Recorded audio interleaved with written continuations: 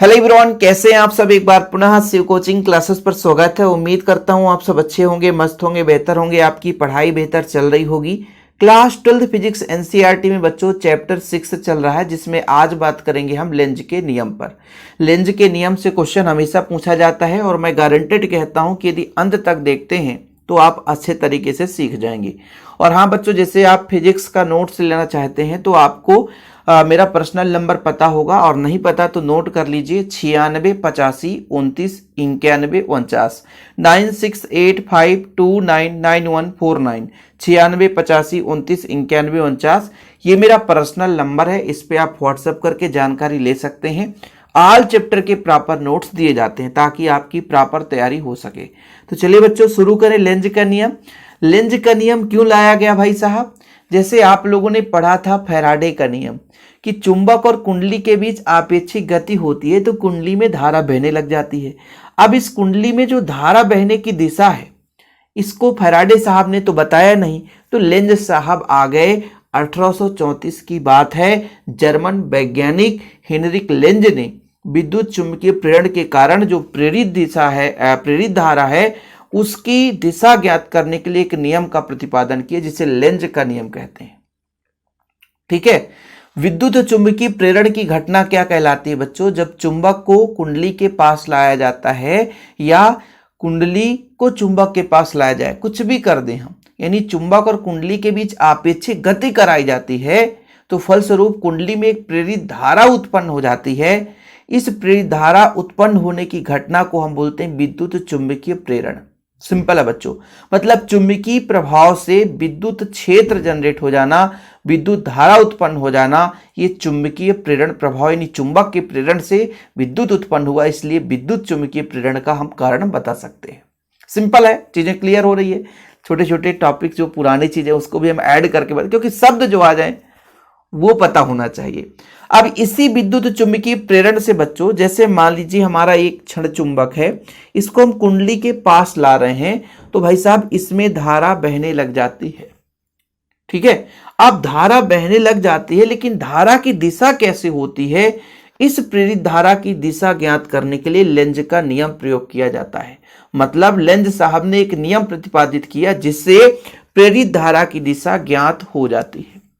Length ने क्या बताया भाई साहब? मतलब लेंज के नियम से क्या पता चलता है कि मान लीजिए चुंबक को हम जब कुंडली के पास लाते हैं तो कुंडली में प्रेरित धारा उत्पन्न होती है, तो प्रेरित धारा की दिशा इस प्रकार होनी चाहिए कि जो आपका चुंबक का ध्रुव N है उसका वो विरोध कर सके, यानी धारा जिसके कारण उत्पन्न हुआ है उसी का विरोध कर सके।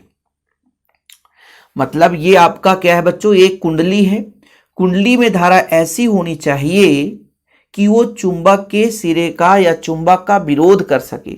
जैसे मान लीजिए यहाँ पे N ध्रुव है और इसमें एक प्रेरित धारा उत्पन्न हो गई है बच्चों, प्रेरित धारा उत्पन्न हुई है, तो इसमें जो प्रेरित धारा इस प्रकार हो, प्रेरित धारा इस प्रकार हो कि वो किसका विरोध कर सके? चुंबक का विरोध कर सके, जिसके कारण उत्पन्न हुई है उसी का विरोध कर सके। ठीक है। इस नियम के अनुसार विद्युत चुंबकीय प्रेरण की प्रत्येक अवस्था में प्रेरित विद्युत धारा की दिशा इस प्रकार होती है कि वह उस कारण का विरोध करते हैं जिसके कारण वो स्वयं उत्पन्न हुई है। इस नियम की सहायता से प्रेरित धारा की दिशा ज्ञात की जा सकती है। कहने का मतलब बच्चों, लेंज का नियम मुख्य रूप से यह है कि किसी भी परिपथ में प्रेरित धारा की दिशा इस प्रकार होती है कि जिसके कारण ये उत्पन्न होती है उसी का वो विरोध करती है। अब आप कहोगे सर ये कैसे पता चलेगा प्रेरित धारा की दिशा ऐसी होगी? देखो भाई, मैं ये कह रहा हूं कि ये कुंडली, जिस कुंडली में जो धारा है जिसके कारण उत्पन्न हुई है उसी का विरोध करे। मतलब जब ये आपका चुंबक कुंडली के पास जा रहा है तो N ध्रुव कुंडली के पास जा रहा है, तो इसमें धारा इस प्रकार की दिशा में हो कि ये जो कुंडली पूरा का पूरा N ध्रुव की भांति कार्य करने लग जाए, तभी तो समान ध्रुवों में प्रतिकर्षण होगा। मतलब धारा ऐसी बहे कि ये आपका N ध्रुव, मतलब इस क्षेत्र में N ध्रुव उत्पन्न हो तो N क्या करे बच्चों? प्रतिकर्षित करे। दूसरा कंडीशन, यदि मान लीजिए हम चुंबक को दूर ले जा रहे हैं, चुंबक को दूर ले जा रहे हैं, ध्यान रखिएगा, चुंबक को हम दूर ले जा रहे हैं, तो मतलब n ध्रुव दूर जा रहा है, तो दूर जाने का विरोध कब हो सकता है? जब ये कुंडली s ध्रुव के भांति कार्य करने लग जाए। क्या बच्चों? s ध्रुव के भांति कार्य करने लग जाए। अब आप लोगों को ये एक थोड़ा सा अजीबोगरीब क्वेश्चन आएगा कि s ध्रुव और n ध्रुव कैसे समझ में आएगा, हम कैसे जानेंगे? तो भाई, जब किसी भी चालक तार में धारा बहती है तो उसके कारण भी चुंबकीय क्षेत्र एक जनरेट होता है बच्चों। जैसे मैं बात कर रहा हूं कि मान लीजिए कुंडली कुछ इस प्रकार से है, ठीक है, कुंडली कुछ इस प्रकार से है, मतलब यहां से एक वायर है, मतलब एक मान लीजिए कुछ भी हम मान सकते हैं, कुचालक पदार्थ है, इसमें कुंडली लगा हुआ है। अब बच्चों, यदि कुंडली में धारा की दिशा कुछ इस प्रकार से होगी तो इधर आपका n ध्रुव हो जाएगा, इधर s हो जाएगा। और बच्चों मान लीजिए कुंडली आपका एक हई है, ठीक है, ये कुंडली है और इसमें धारा की दिशा यदि कुछ उल्टा हो जाएगा बच्चों, तो ये आपका s ध्रुव हो जाएगा, ये n ध्रुव हो जाएगा। अब ये कैसे पता चलेगा? मान लीजिए ये आपका, इसे देखिए थोड़ा सा, ये कुंडली है बच्चों, कुंडली में जो धारा की दिशा है कुछ इस प्रकार से होगी, इस प्रकार से, ठीक है। अब बच्चों मैं एक आपको तरीका समझाता हूं कि मान लीजिए हाथ को इस प्रकार मोड़ो कि उंगली जो है चुंबकीय क्षेत्र की दिशा में हो जाए, तो अंगूठा जो है, सॉरी, हाथ को इस प्रकार मोड़ो कि उंगली जो है धारा की दिशा में होगा, तो अंगूठा जो है बच्चों वो चुंबकीय क्षेत्र की दिशा को बताएगा, चुंबकीय क्षेत्र की दिशा को बताएगा। ये चीज हो गया, ठीक है। तो ये आपका n ध्रुव हो जाता है, ये s ध्रुव हो जाता है। अब आपको ये समझ में नहीं आता है तो इसके पहले चैप्टर 4 में एक मान लीजिए चालक तार है, उसमें धारा बह रही है, एक कुंडली ही है, एक कुंडली है, तो उसके कारण चुंबकीय क्षेत्र जो जनरेट होता है, इसके बारे में डिटेल्स मैंने कराया था। अभी फिलहाल आप इतना समझो कि देखो अभी ये डायग्राम कुछ इस प्रकार से, ये आपका मान लीजिए इधर धारा बह रही है, ये ऐसे बह रही है, मतलब यही है बच्चों, ऐसे धारा बह रही है, ऐसे, ये पूरा क्रम ही है, ऐसे धारा बह रही है, ऐसे धारा बह रही है, ठीक है। तो ये आपका दो भाग हो गया, एक n ध्रुव की भांति कार्य करने लग गया, इधर s ध्रुव की भांति कार्य करने लग गया। तो भाई साहब, भाई चुंबकीय क्षेत्र जनरेट होगा तो चुंबकीय क्षेत्र में तो दो चीज होगा, एक s और एक n। तो सिंपल है कि इधर n हो गया, इधर s हो गया। तो जब इस कुंडली में एक प्रकार से यहां पर n ध्रुव उत्पन्न हो गया तो n ध्रुव n का विरोध करेगा, ठीक है। तो जब ये इसका विरोध कर रहा है, इसका मतलब धारा की दिशा इस प्रकार से यहाँ n ध्रुव है। अब बच्चों जैसे इसको हम दूर ले जा रहे हैं तो फिर से विरोध करेगा दूर जाने का, मतलब दूर जाने का विरोध कैसे हो सकता है? जब ये s की भांति कार्य करे तो ये धारा की दिशा ऐसी हो जाती है, ये धारा की दिशा इस प्रकार होगी। इसके पीछे रीजन ये है कि ये जो धारा है n का विरोध कर रही है, यह तभी संभव हो सकता है जब यहाँ पर s ध्रुव होगा, और s ध्रुव तभी उत्पन्न होगा जब धारा क्लॉकवाइज होगी, मतलब s ध्रुव तभी बन सकता है जब धारा क्लॉकवाइज होता है बच्चों। और एंटी क्लॉकवाइज जब होगा तो समझ लो आप लोग, यानी n ध्रुव उत्पन्न हुआ है, ठीक है। यानी n ध्रुव तभी बन सकता है जब इसमें जो धारा है वो वामावर्त में होगी। एंटी वामावर्त बच्चों, एंटी क्लॉकवाइज, क्लॉकवाइज ये होता है, क्लॉकवाइज में आपका ये s ध्रुव की भांति, मतलब चुंबक के पास वाला जो सिरा है वो s ध्रुव की भांति कार्य करने लग जाएगा। ये होता है फंडा बच्चों। अब आप लोगों को लगेगा कि थोड़ा सा कठिन लगा, लेकिन ये लेक्चर ही अटपटा है कि लेंज का नियम क्या बताता है कि जब किसी चुंबक और कुंडली के बीच आपेक्षिक गति होती है, चुंबक को कुंडली के पास लाते हैं तो प्रेरित धारा तो उत्पन्न होती है, लेकिन प्रेरित धारा की दिशा इस प्रकार होगी कि जिसके कारण उत्पन्न हुई है उसी कारण का क्या करेगी? विरोध कर सके। मतलब किसी भी परिपथ में प्रेरित धारा की जो दिशा इस प्रकार होती है कि जिसके कारण वो उत्पन्न हुई है उसी का विरोध कर सकेगी। मतलब जब चुंबक को पास ला रहे हैं तो ये n ध्रुव की भांति कुंडली भी कार्य करने लग जाता है।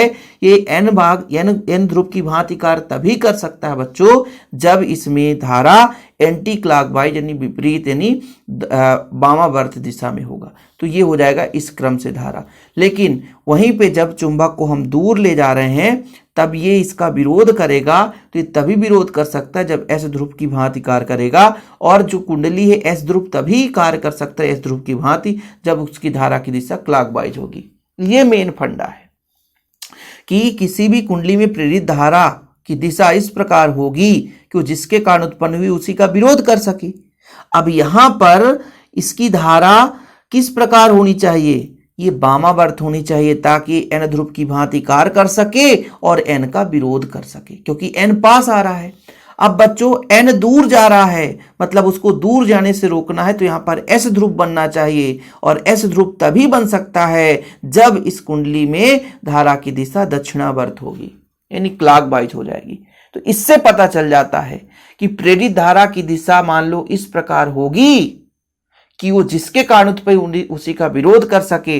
मतलब यदि n ध्रुव आया है तो इसका मतलब ये हो गया n ध्रुव पास आ रहा तो n की भांति कार्य करना चाहिए, यानी n की भांति यदि कार्य करवाएंगे तो ये बच्चों धारा की दिशा वामावर्त में होगी। और यदि n ध्रुव दूर जा रहा है तो मतलब ये s ध्रुव की भांति कार्य करना चाहिए। ये s ध्रुव की भांति तभी कार्य करेगा जब इसका दक्षिणावर्ती दिशा में यानी क्लॉकवाइज होना चाहिए। मैंने आपको बता ही दिया है कि किसी भी कुंडली में धारा बहेगी तो उसके कारण चुंबकीय क्षेत्र जनरेट हो जाएगा। तो चुंबकीय क्षेत्र में भी n और s ध्रुव होता है। तो पास वाले तल पर बच्चों n कब होगा, जब ये एंटी क्लॉकवाइज घूमेगा। पास वाले सिरे पर s कब होगा, जब ये क्लॉकवाइज घूमेगा। तो इससे पता चल गया कि भाई जिसके कारण उत्पन्न हुआ उसी का वो क्या कर रहा है, विरोध कर रहा है। ये दो डायग्राम आपको बनाना है बच्चों, ये दो डायग्राम, ठीक है। देखो जरा, जब चुंबक के n ध्रुव को कुंडली के पास लाते हैं तो कुंडली में प्रेरित धारा उत्पन्न हो जाती है, सही है। प्रेरित धारा की इस प्रकार हो कि चुंबक के n ध्रुव को कुंडली को पास लाने से विरोध कर सके। यह कब हो सकता है, जब चुंबक की ओर कुंडली का जो तल है n ध्रुव की भांति कार्य करे। मतलब भाई दो तल होंगे ना, एक ये तल एक तल, तो इधर जो कुंडली वाला भाग ये जो तल है जो चुंबक की ओर है n ध्रुव की भांति कार्य करेगा। और n ध्रुव की भांति तभी कार्य करेगा जब इसकी धारा एंटी क्लॉकवाइज मतलब वामावर्त दिशा में हो। दूसरा कंडीशन ये है कि जब चुंबक को हम दूर ले जा रहे हैं तो प्रेरित धारा उत्पन्न होगी। तो प्रेरित धारा किस प्रकार होनी चाहिए कि दूर जाने का विरोध कर सके। यह तभी संभव जब s ध्रुव की भांति कार्य करे। भाई n दूर जा रहा है, s उसको खींचेगा और s ध्रुव की भांति कार्य करे। इसका मतलब ये है कुंडली में प्रेरित धारा की दिशा क्या हो, दक्षिणावर्त हो जाए। सिंपल है। मैं बार बार वही चीज कई बार रिपीट किया हूं ताकि आप लोगों को दिक्कत ना हो सके। हालांकि लेंज का नियम आप लोग क्लियर कर लिए होंगे। और हमेशा कहता हूं कि बच्चों नोट्स जरूर ले लें। नोट्स के लिए मात्र 100 रुपए चार्ज लगते हैं, लेकिन आल चैप्टर के नोट्स दिए जाते हैं। जिन बच्चों को नोट्स लेना है तो कॉन्टेक्ट नंबर है 9685 29 91 49 9685 299149 9685 29 91 49। इस नंबर पर आप कांटेक्ट कर सकते हैं और नोट्स ले सकते हैं। फिलहाल अभी के लिए इतना ही। जय हिंद, वंदे मातरम।